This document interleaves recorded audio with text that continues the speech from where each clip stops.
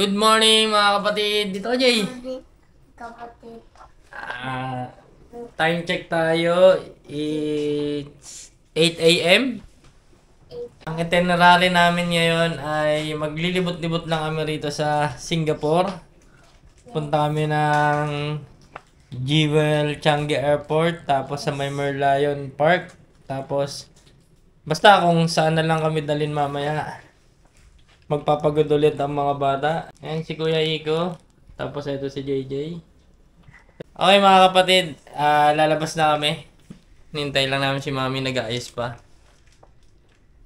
Ito nga pala yung room namin sa Singapore. Maliit lang siya, talagang saktong magpapahinga lang kami. Kasi halos kagaya kahapon, maghapon kaming wala. Gabi na kami nakauwi, galing kami Universal Studio. Budget friendly lang yung kinuha namin na hotel kasi napakamahal ng mga hotel dito sa Singapore. Matutulog lang naman kami tapos ligo, tapos aalis na ulit. Kaya napili namin na dito na lang. Pangalan ng hotel na to is Hotel 81 Changi. Walking distance lang siya sa may MRT, specifically yung Kembangan Station.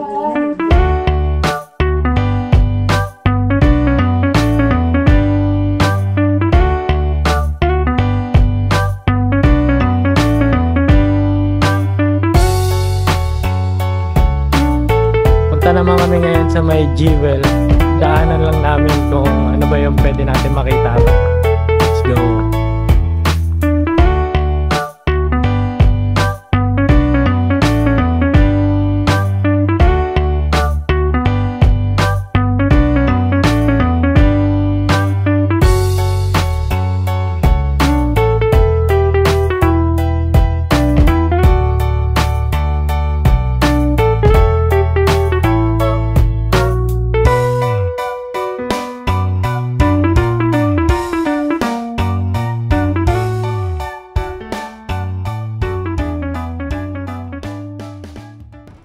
Ito yung isa sa attraction na makikita nyo rito sa may Jewel. Ganda.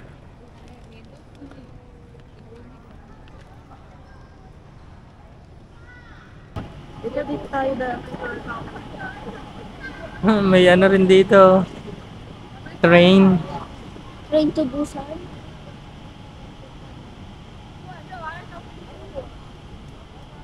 Hindi ka sa baba tayo. Tara. Naglakad na lang kami rito ni Kuya. Tapos si Mami sa si JJ nag-elevator. Magkikita na lang kami rito sa may Nag-race kami. sa may baba. Kasi medyo marami rin tao doon sa elevator eh. Kaya sabi ko kay Mami Jaisel, mauna na kami ni Kuya. Explore natin to mga kapatid.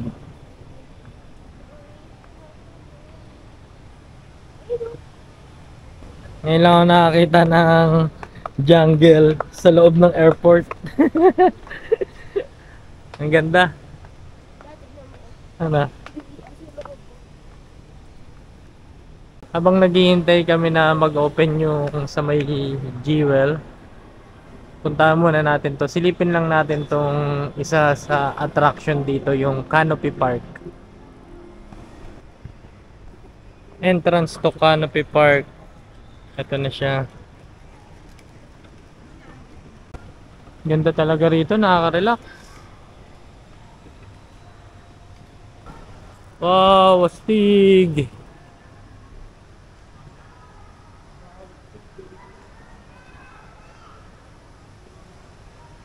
Napakaganda talaga rito mga kapatid, oh. Napakasimple lang pero solid.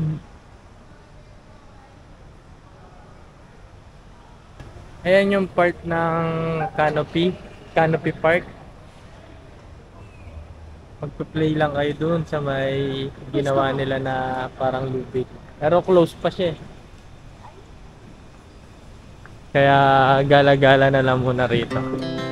Our hearts beat to the city streets. We began to feel the fire. We rise like tall buildings as the chemicals they take us higher.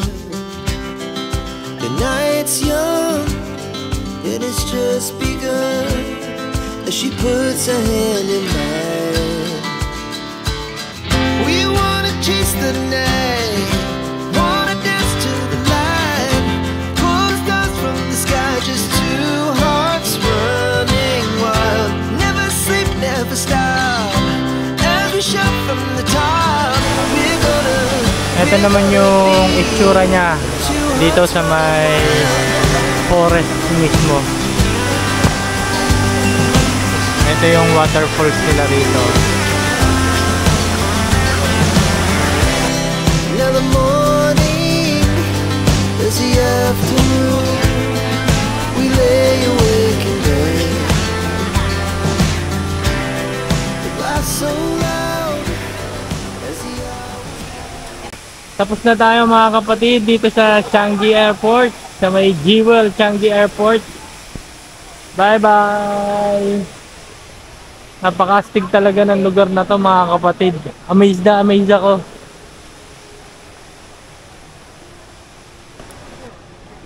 Ang tawag pala rito Forest Valley. Ayan.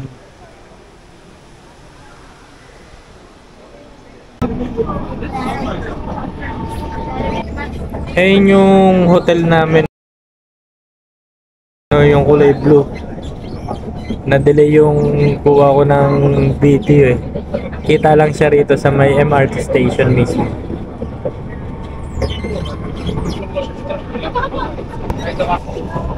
Mukhang umulan dito mga kapatid.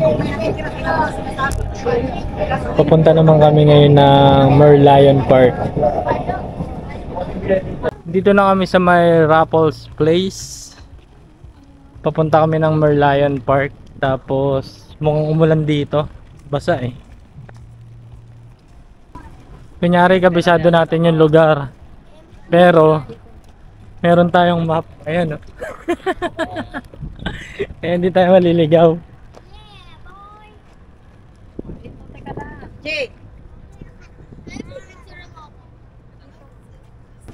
Sumilong muna kami rito mga kapatid kasi biglang ulan. Try mo si JJ. JJ, try Ano yan nak? Choco chip. Ha? Choco chip.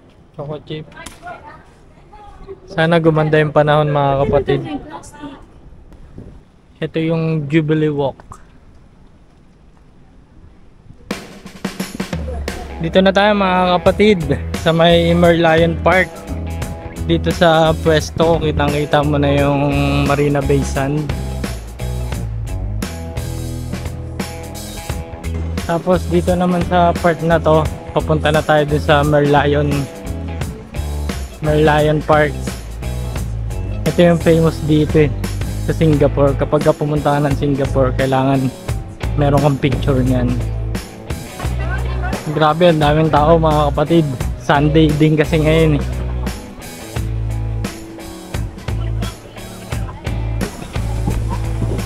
Ito yung malapitang view dito sa Merlion Park.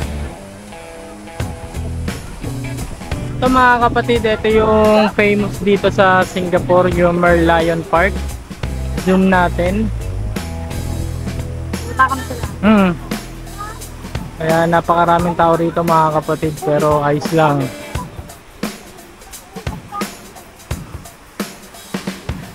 Yan ang Merlion Park dito sa Singapore. Tapos na tayo sa Merlion Park. Hindi ko alam kung anong bridge to, pero ongoing pa siya. Pero pwede nang daanan ng mga tao for picture taking. Marami rito nagpa-picture. Bali papunta kami ngayon ng Chinatown para mag-check na pwedeng kainan saka na pwede pang puntahan. Balikan ko kayo mamaya mga kapatid. Dito na kami sa may Maxwell. Ito hindi ko alam kung anong temple to eh. Dito na tayo mga kapatid sa may Chinatown.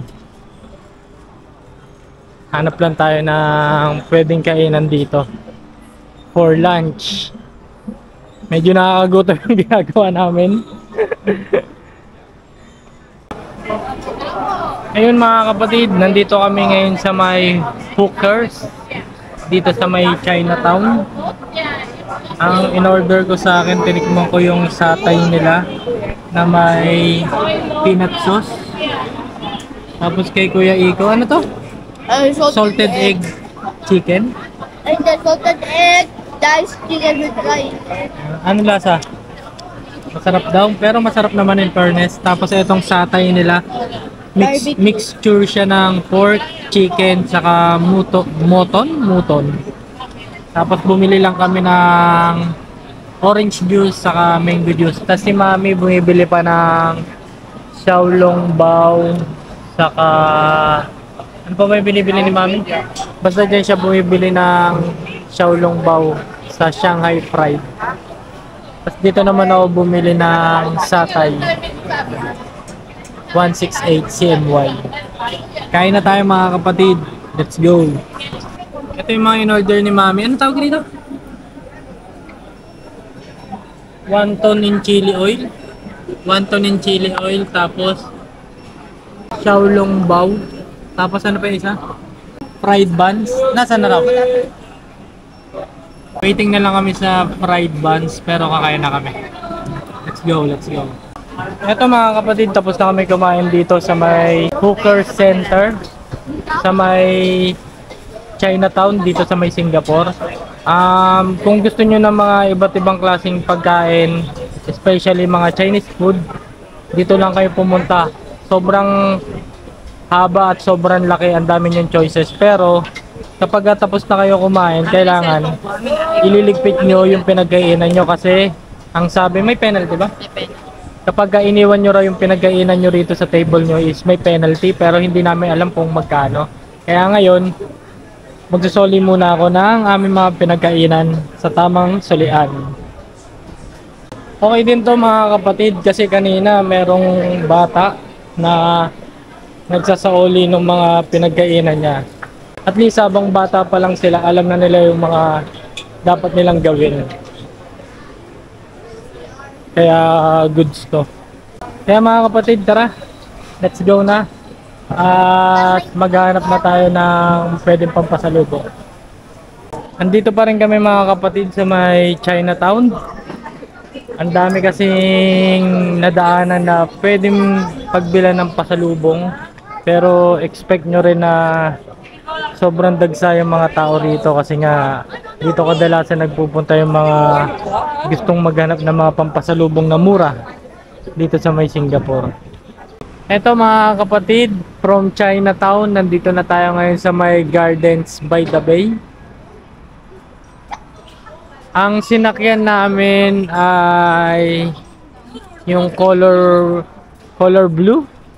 From Chinatown Terminal, sumakay kami ng downtown line. Color blue siya or violet ba yun? Tapos bumaba kami ng Bayfront. Tapos from Bayfront, babaybayin nyo lang, may mga signage naman papunta ng Gardens by the Bay. Tapos eto na siya. Mapapadpad na kayo sa Gardens by the Bay. Finally. Bili lang muna kami ng ticket mga kapatid. Papunta na kami mga kapatid sa may Gardens by the Bay. Sa may Super Tree Grove muna tayong pupunta. Hindi na kami nag-avail ng mga attractions kasi medyo pagod na, lalo na yung mga bata. Kaya nag-decide na lang kami na mag-stay na lang kami dito sa may park, tapos pahinga na lang hanggang magpagabi kami. Check namin yung mga lightnings dito kapag kagabi. Tara mga kapatid, at itutur ko kayo rito sa Gardens by the Bay.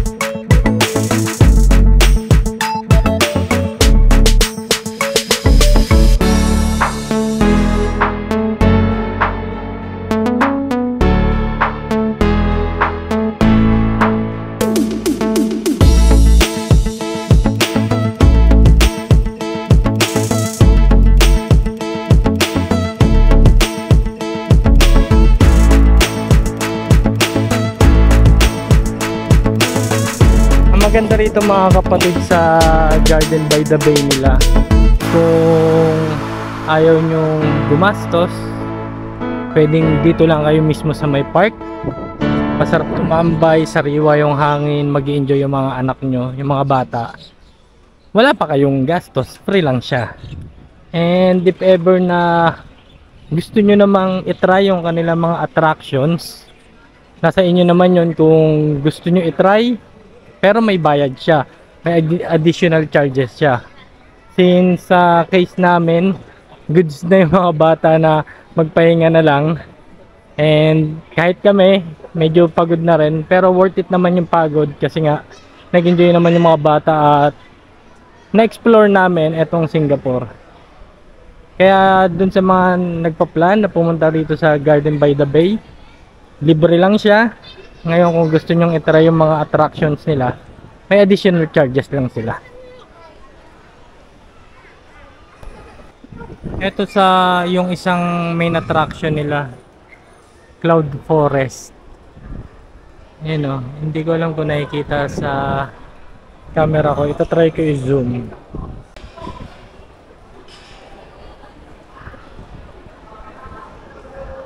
Ayan yung loob niya, kasi glass yan eh. Tapos sa loob meron parang malaking mataas na fountain. Tapos yung mga tao nagpupunta ron sa may gitna para ma-experience lang nila yung mataas na falls. Ang ganda mga kapatid. Dito sa personal nakikita ko na siya sa labas eh.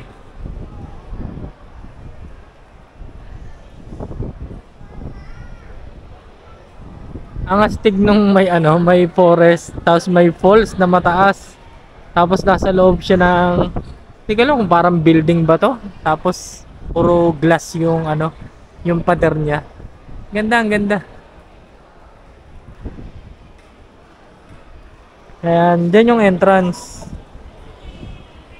Cloud Forest. Ito naman yung Flower Dome. Isa rin sa main attraction dito sa Gardens by the Bay. Dito pa rin kami sa may Garden by the Bay. Nakapagpahinga na rin kami mga kapatid. Hindi rin namin kayang libutin lahat kasi sobrang laki na itong park na to. Hindi kakayanin libutin kasi nga ang sakit na ng paa namin.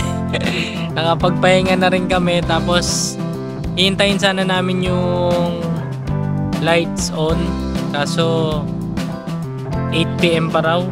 Kaya baka mauna na kaming umuwi kasi kailangan namin mag-ayos ng gamit dahil maaga pa yung alis namin bukas papunta naman ng Malaysia.